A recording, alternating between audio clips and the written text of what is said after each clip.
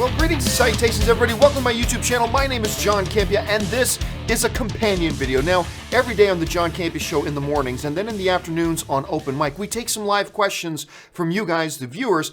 However, we don't always have time to get around to all the live questions that get sent in, but I want to make sure you guys know that when you send in those live questions, they do get answered. So we take those ones we didn't have time for, and we do these companion videos to make sure the questions you sent in do get addressed. So, with all that out of the way, let's get to answering the questions we're behind on. All right, and we're going to start things off with Hernandez, who writes, saw Tag with my AMC Plus or AMC A-list.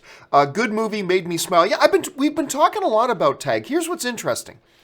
I was talking about Tag, saying, it's a really good little comedy. Not comedy of the year, not going to be the best film of the year, nothing like that, but it's a solid little comedy that's got some heart, got some emotion, really likable characters, and some good laughs along the way.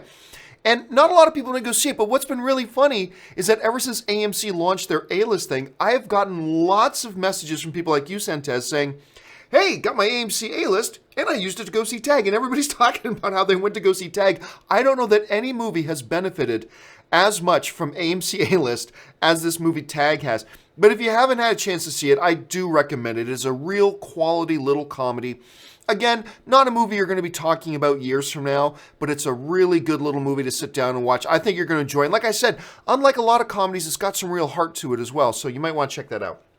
All right, next up is literofbats, who writes, do you think that we would love our favorite movie scores if they came out standalone and not with the movie? Well, see, it's an interesting question, but it goes back. For instance, I've got a friend of mine, Dorina, who's going to be on my Masters of the Web panel at Comic-Con this year, which, by the way, make sure you come to my panel at Comic-Con, talking about how to start and grow your own YouTube channel.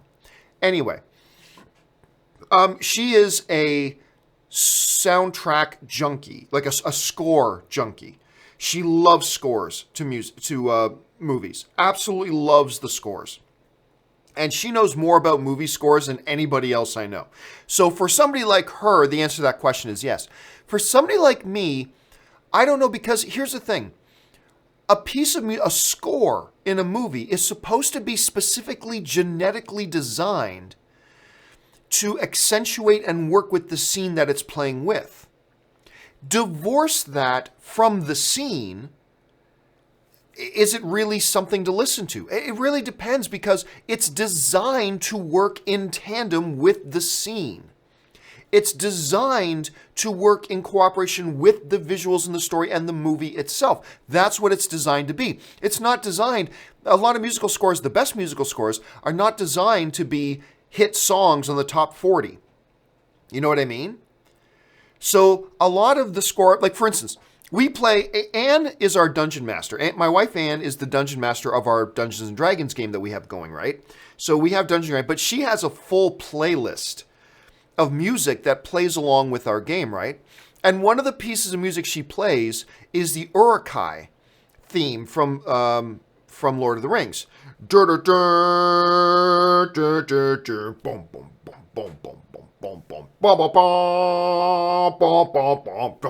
Like, and the reason that piece of music elicits emotion in me isn't because of just the standalone music. It's because I associate it with the movies. I associate it with those scenes. Like, even like, take something like Jurassic Park. When I hear that music, ba ba ba ba ba ba ba ba, I re-get that sensation of awe and wonder because of the movies. I associate the music with the movies. When you hear ba ba ba ba ba ba ba ba, you associate that with the idea of Superman flying through the sky, right? So I don't know. I think it all depends on the individual literofbats. For me, probably not. No, I don't ride around in my car listening to scores. I'll listen to soundtracks, songs, like individual songs, like from Greatest Showman. I'll listen to that. But while I love scores to movies, I probably don't just drive around listening to them, because to me, they're a part of the movie scenes. You know what I mean? But that's just me. Then I know other people who do. So it really all depends on the individual, I think. All right. Next up, Brandon Martin writes, Infinity War deaths had little impact on me because future movies had already been announced. Should Marvel stop announcing movies so far in advance? Well, I mean, the reality is the Marvel movies weren't announced that far in advance. It's not like Spider-Man Homecoming 2 was announced 5 years before it came out. It was announced in the regular course of things. And by the way, if they didn't announce it, word would have gotten out. Because you're hiring your crew and all that kind of stuff. You're booking your crew, you're booking locations long before a year in advance to get everything set up and stuff like that. So if they didn't announce it, it would have got leaked. Somebody would have found out that another Spider-Man movie was in production, right? Somebody would have found that out. In the case of Spider-Man, and I want to be careful here because we are getting into a little bit of spoiler territory for Infinity War.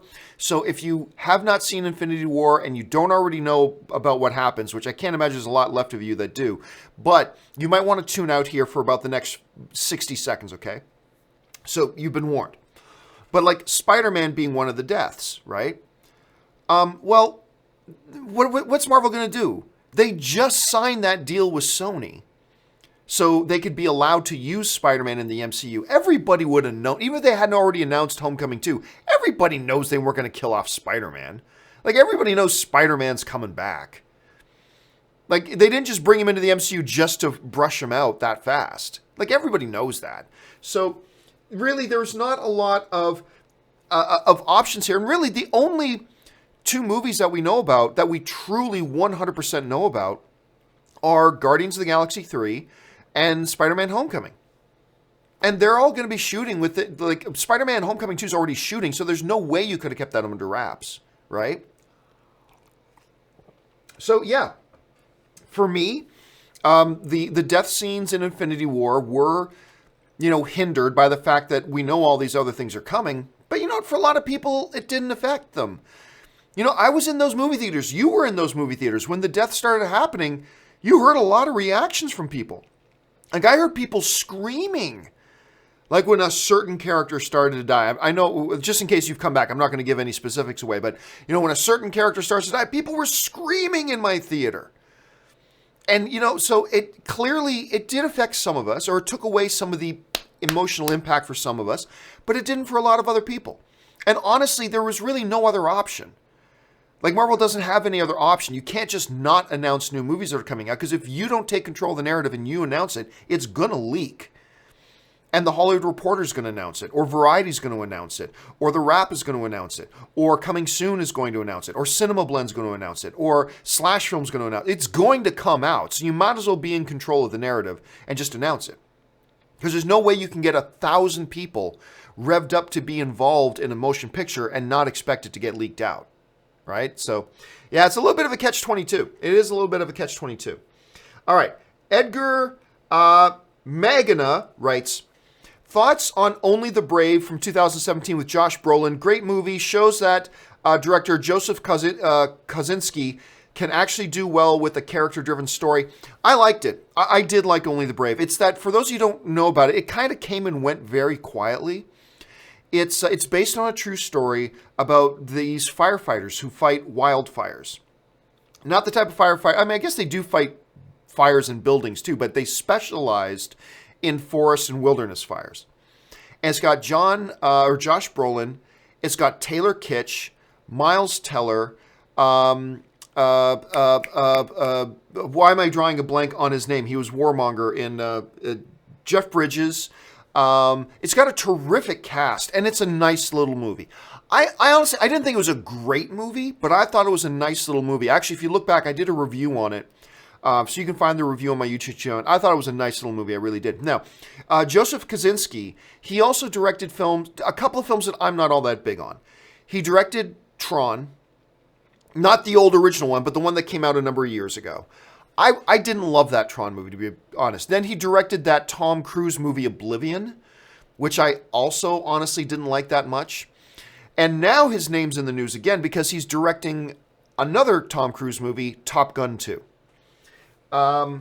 He wouldn't have been my first choice to do it, but yeah, I gotta admit, he did a nice little job with that Only the Brave. If you're looking for something to watch, like some Wednesday night you're at home, You know, hey, your dinner plans got canceled, you're home, you got a relaxing evening at home, wondering what should I stream tonight? I recommend giving Only the Brave a shot. It's a nice film. It's a nice film. Really good performances all the way across. I especially like Taylor Kitsch.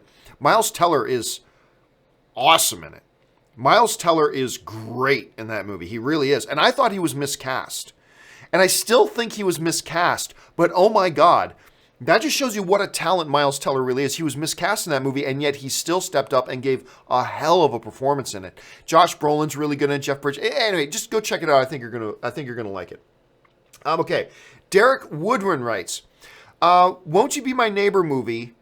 Won't You Be My Neighbor movie and your review are great." Oh, thank you so much, Derek. Don't like it? F you. Thanks. It's your funniest review and perfect for a great movie. You know what's funny? I didn't know. It's crazy. I didn't think anybody would watch that review. That's why I didn't do a review after the first time I watched the movie.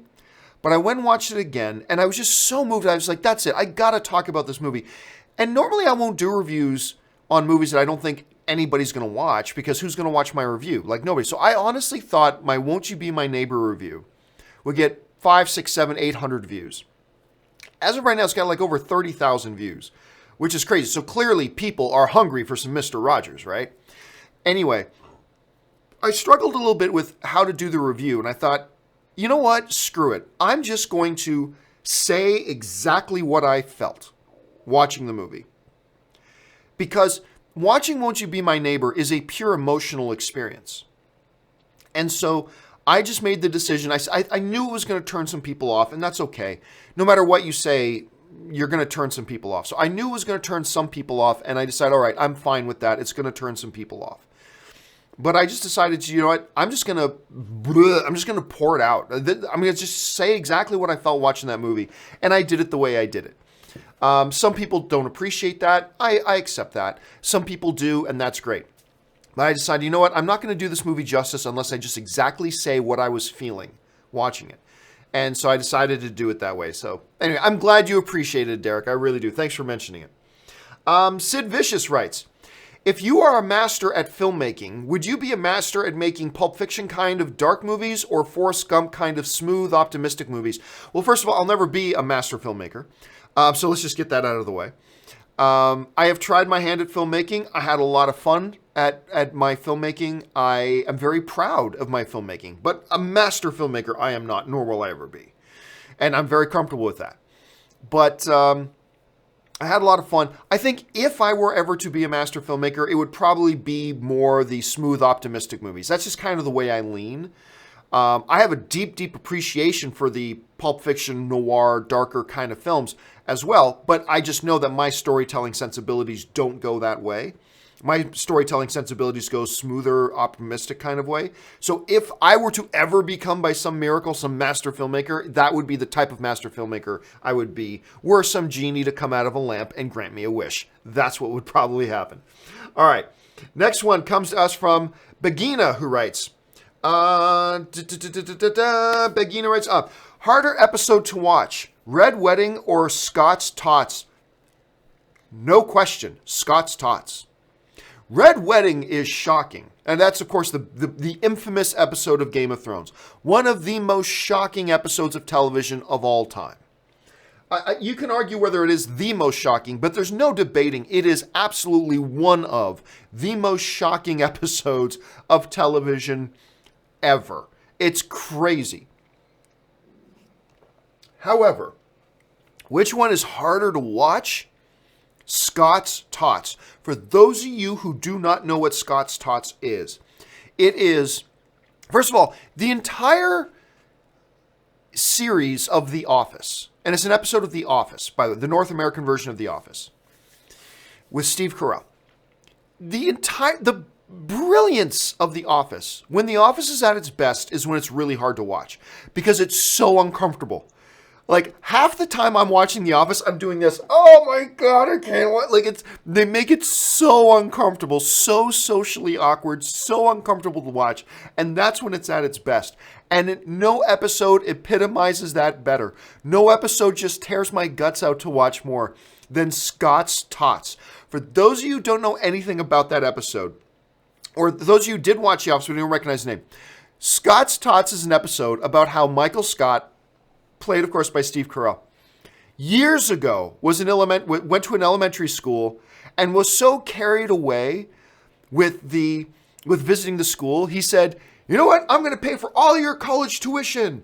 You get up, you graduate, and when you graduate high school, I'm going to pay your college tuition. Yay!" And now fast forward 10 years, 12 years, however much time has passed.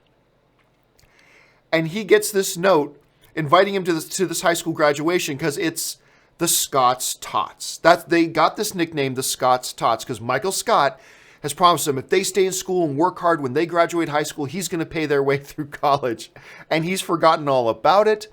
Clearly, he can't afford that. And now he's been invited back to the high school as their guest of honor to celebrate the fact that that class is about to graduate high school. And oh my God, it is one of the greatest episodes of sitcom history. And like I said, understanding that The Office was at its best when it was really playing on the uncomfortableness of the scenarios they created. Scott's Tots is one of the, it's probably not my top 2 or 3, but it is one of the best episodes of The Office ever. And you will writhe in pain on your couch watching, going, "Oh my God, this is so uncomfortable." It's brilliant. It is just so brilliant. And it's also moving and touching at the same time, but oh my God, guys. If you haven't seen the episode of Scott's Tots, you don't even have to know that much about The Office. Jump on Netflix, look up The Office, search for the episode of Scott's Tots, and watch it. It's unbearable to watch. It's so great. Anyway, Begina follows up. Did you ever meet Robin Williams? You know what? There are very, very, very few people in entertainment that I really would have loved to have met that I haven't had a chance to meet. You know, I've met George Lucas, met Harrison Ford. The two that really come to mind that I have not personally met, that I really wish I can, and obviously Robin Williams is no one I will ever be able to now, but Robin Williams is one of them. The other one is Steven Spielberg. I've never met Steven Spielberg. I've been served lunch by Steven Spielberg's mother. I've met Steven Spielberg's mom. She made me lunch once. It was great. I had this entertainment lawyer. This is back when I was making my film. And I had this entertainment lawyer who was representing me. And he knows Steven Spielberg's mom. And she was running this restaurant in Los Angeles. And he took me there for lunch and introduced me to Steven Spielberg's mom. And she made me lunch. And it was fantastic. It was great. Yeah, but I've never met Steven Spielberg. Never met Steven Spielberg. And I really wish I would have. I hope someday to have the chance, because he is my all-time favorite filmmaker. But no, I never had a chance to meet Robin Williams. Sucks, and I never will. But I mean, I've been in places where Robin Williams has been, like physically been in the same room with them, and like, oh, there's Robin Williams, and heard him talking, stuff like that. But I never had a chance to like sit down, one-on-one, chat with Robin Williams. Never had that chance. Really wish I would have been able to. Technovine writes, "I'm back from seeing AntMan and the Wasp. Just wow. Kudos, Peyton Reed. Also, I sort of get Ghost motivations, and the Luis scenes made my whole theater go nuts." Okay, first of all, yeah, Michael Pena was one of the shining stars of the first AntMan and the Wasp.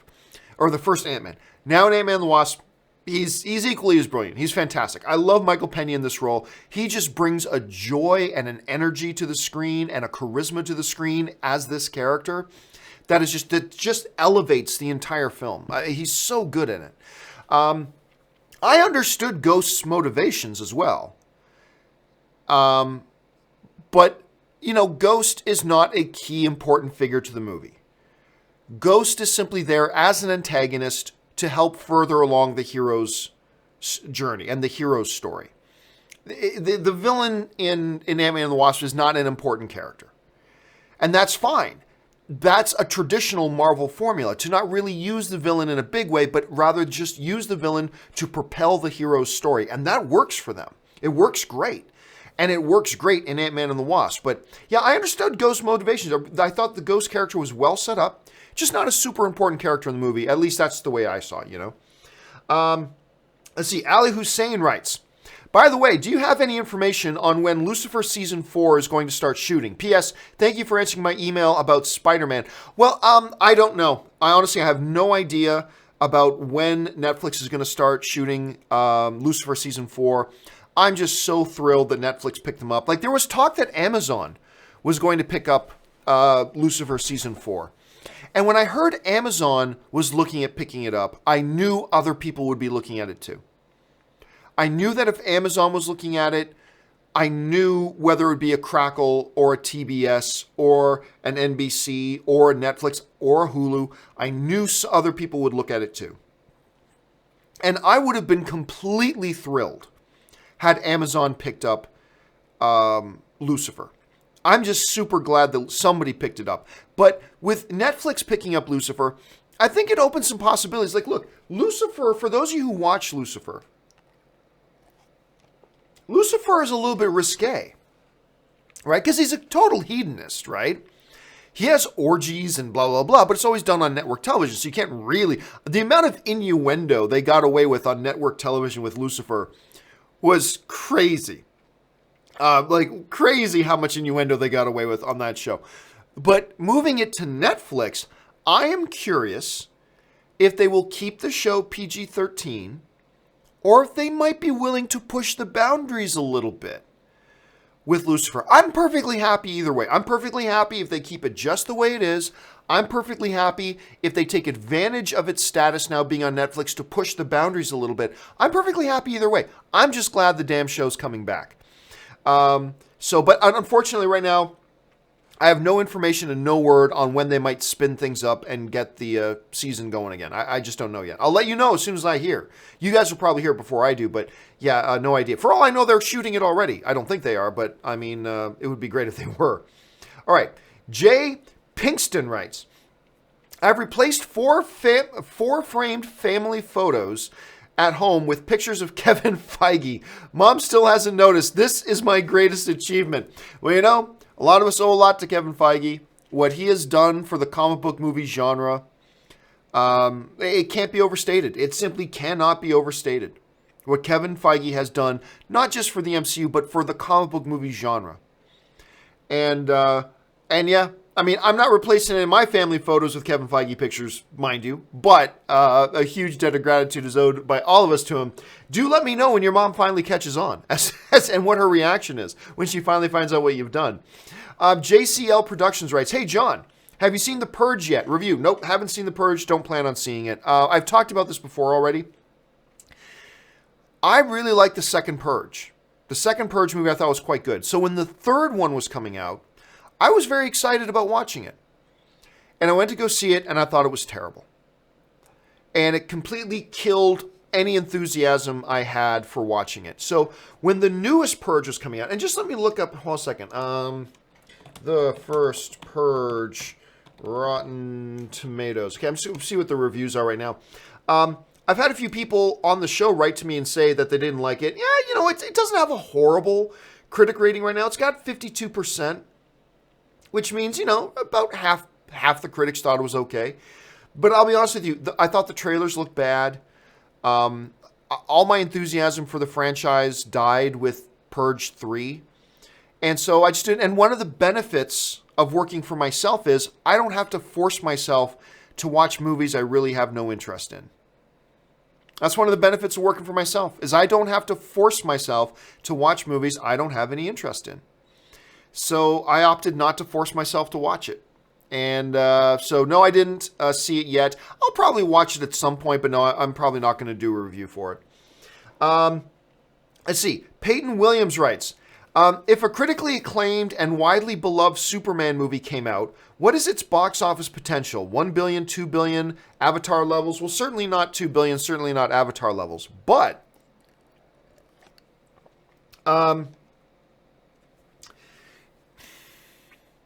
critically acclaimed, beloved by the audience, it all depends on when such a film was released. All right? So let's put it this way. If that Superman movie were to come out right now, it probably could make $800 million. I don't think it would join the $1 billion club because there's a lot of negative baggage, fairly or unfairly, fair or unfair, there's a lot of negative baggage going on with the DCEU right now, right? Like, Justice League comes out, doesn't even make $700 million. I mean, come on. So you put out a really great Superman movie right now, and critics love it, audiences love it. I don't think it makes $1 billion. I think it can make a lot of money, but I don't think it makes $1 billion. Now, let's say Aquaman comes out and everybody loves it. The critics love it, the box office loves it, the audience loves it, across the board. Then you put out another Superman movie after that, then I think $1 billion becomes a possibility. If you can get a little bit of positive momentum, if you can release that Superman movie with a little bit of positive momentum, or at least not negative momentum, because right now there's negative momentum, right? If you could release that Superman movie with a little bit of positive momentum, I think the $1 billion club becomes a possibility. Probably not $2 billion, no. But the $1 billion club, definitely, I think, with a little bit of positive momentum, becomes a possibility. Today, no. With a little bit of positive momentum, yes. So it all kind of depends on when such a movie is released. Never a $2 billion film. Very, very few films ever in history have the potential of being a $2 billion film. But a $1 billion film, yes, I think that potential's there. Because it's Superman, for heaven's sakes. All right, let's move on here. Julius Goodwin writes, happy 4th of July. Clearly, this video came out before the weekend. Happy 4th of July to you and your wife, and always good to see you. Have you seen Uncle Drew yet? And if so, what are your thoughts on it? Nope, Uncle Drew's another one of those ones that I just went, hey, you know, there's a lot of movies coming out that I gotta watch, and that looks stupid. That looks real stupid. This looks like a movie that was based on some Nike shoe commercial ads from which it was. It's based on these shoe commercial ads from a few years ago, and they decided to make a whole movie around it with stars that aren't actors. So no, I had no interest in it. No interest whatsoever. I think, you know what? The funny thing is, I don't think it's doing bad, critic-wise. Uncle Drew, last I checked, it wasn't doing bad. What's it at right now? It's at a 66%. 66% ain't bad. That's not bad. It's not great, but it's not bad. But again, let's see. A movie that's predicated on a shoe commercial ad, with all of its lead, none of them are actual actors, on something that looks like it should be a 5-minute YouTube video instead of a full-length feature film, I just had no interest in it. So chalk up The Purge and Uncle Drew to films that I allowed myself to skip and not see. Again, I'm not saying it's terrible because I haven't seen it. I'm just saying I had no interest in it, so I opted not to see it. Let's see. Marvin777 writes, why do some hate the fact that Andrew's Peter has a skateboard? Is his... Oh, you're talking about Spider-Man. Okay, yeah. Why do some hate the fact that Andrew's Peter has a skateboard? Is his mode of transportation that vital to the character? I don't know. I've never heard a lot of people complain about it. I heard some people moan about it. Maybe it just didn't feel organic to them for whatever. But I'll be honest with you, Marvin. I've never really heard that big of an outcry about it. I mean, but then again, like, why does anybody not like anything in any movie? I mean, everybody's got their own individual opinions on things. As far as Peter using a skateboard and that, again, I've never heard that to be a very big deal. And I'm not about to analyze why anybody would dislike anything about any movie. It's a minor thing in the movie. Some people liked it, some people didn't. Why they don't, I don't know. You'd have to ask the individual person, I guess. But hey, just chalk that one up to all individual taste. I personally didn't mind the fact that he used a skateboard. I thought it was fine. I wasn't happy that he was. I wasn't unhappy that he was. It was just, man, I think most people probably feel that way. But some people are going to like it a lot. Some people aren't going to like it. It's no big deal. Ben Kenobi writes, LOL, I meant AntMan. Not quite sure what we're talking about, Ben. But, oh, wait, I remember now. Because you wrote about asking about Antenna. I remember, and I was like, Antenna? It's like there was like a 2015 film. Are you talking about Antenna? Like some obscure little movie. But I guess it was autocorrect. You meant Ant-Man. Okay, now I understand. I can't remember what your question was specifically, but I remember the antenna thing. Okay, final two questions of the day, and then we'll wrap up this companion video. Justin T writes, Have you seen The Death of Stalin? Yes, I have. There is a lovely balance of absurd humor, violence, and paranoia, and I think it's one of the best movies of the year. Well, technically, it's a 2017 film. Very good film. Really interesting cast in it, too. Michael Palin's in it. Steve Buscemi's in it. Olga Kurylenko is in it. For those of you who don't recognize, here's a really interesting bit of trivia about Olga Kurylenko. First of all, she's one of the most stunningly beautiful women on the planet. Model, all that kind of stuff. Not the strongest actress in the world. She was a Bond girl in one of the in one of Daniel Craig's Bond films.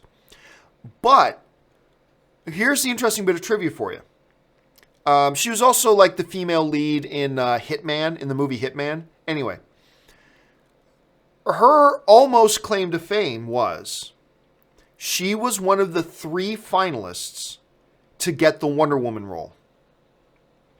It was Gal Gadot, it was Olga Kurylenko, and I'm drawing a blank on who the third one was. But I remember at the time when the shortlist got released about the Wonder Woman roles down to these 3, I remember I was terribly unhappy because none of them were real actresses. I'm like, what the hell? I mean, they are all. Why can't I remember who the third one was? But I remember going, like, all 3 of them were amongst the most stunningly gorgeous women on the planet. No denying that. All 3 of them are just like, it's stupid how attractive they are. Like, it's just dumb how attractive all of them were. But also none of them had any acting pedigree. None of them had any resume. None of them had any real experience. They were all just super, super, super hot. And I remember, I think it was still back at AMC days when that came out, and I was just like, out of all the super talented actresses in this business, your final 3 are all supermodels. None of them with any acting pedigree, none of them with any real resume, none of them with any significant experience, none of them with any real talent. And I was just really upset at the time, but Olga was one of that. But you know what? Olga has continued to stay in the business. And you know what? As evidenced by The Death of Stalin, she's gotten better. And actually, you know, as much as I was against Gal Gadot's casting, I still, to this day, it was a mistake.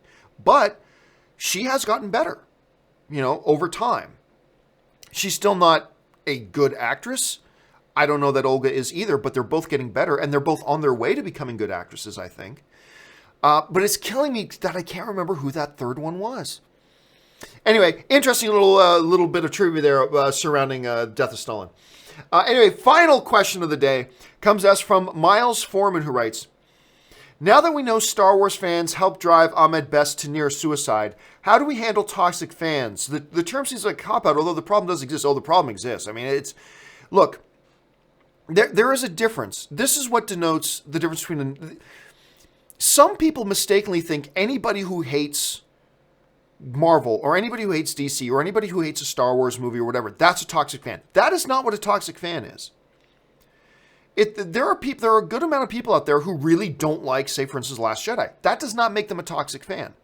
That just means they're a movie fan. And as movie fans, we love some films, we hate other films. And there's nothing wrong with that. And we got to make sure that people make the mistake of just lumping in anybody who hates certain movies in with toxic fans. That is not what toxic fandom is. Toxic fandom is not disliking or hating a movie. That's not what toxic fandom is. Toxic fandom, it becomes toxic when you start to define yourself by your hatred, right? When you define yourself by that hatred, when you start attacking other people who don't see things the way you see them. And we see that online. So we see fans attacking other fans for the fact that they do like Star Wars movies or whatever. And they'll make up excuses and they'll do all that. Or when we see them attacking people involved with those movies. Like we've seen, and it even started before The Last Jedi even came out. Remember when the first trailer came out and you had John Boyega in it? Do you remember how much, I was shocked. Living in the 2010s, I was shocked to see how much backlash there was about the fact that there's a black stormtrooper. I couldn't believe it. Like, obviously, racism exists today and all that kind of stuff. Yes, but we've come a long way. And I thought we were far enough along that just straight up outright, the amount of response online to the fact that there's a black dude who's a stormtrooper, like, I just couldn't believe it. And that's when you really started to see, looking back, at this real toxicity coming in. How do we deal with toxic fandom? I honestly don't know. I honestly do not know. In an age where everybody can just share their thoughts to the globe via Twitter, YouTube, whatever, and that's a positive thing. That's a good thing. I honestly don't know what the answer is. I don't. I wish I did, but I don't. But it is what it is. I mean, it really comes from a lot of deeply rooted stuff, but hey, it is what it is, and it's unfortunate. Okay, guys, that will do it for today's installment of our companion videos. I got another companion video coming out. Like, for some of you might go, hey, I sent in a question, still wasn't answered, and it wasn't in this companion video. I actually broke it up into, because I got a number of people asking me. I talked about on the show the other days that I like to save up a bunch and do like 1 hour long or an hour and a half long companion video. But then I had a bunch of you guys write to me and say, John, could you break it up into smaller bits? So I'm like, oh, okay, I'll give that a shot. So I did a half-hour companion video yesterday, doing a half-hour companion video today, and probably put up another like 20-minute to half-hour companion video tomorrow just to get us all cut up. So don't worry, there's another companion video coming tomorrow. Okay, guys, that will do it for me. Thanks a lot for joining me. My name's John Campea, and until our next video, bye-bye.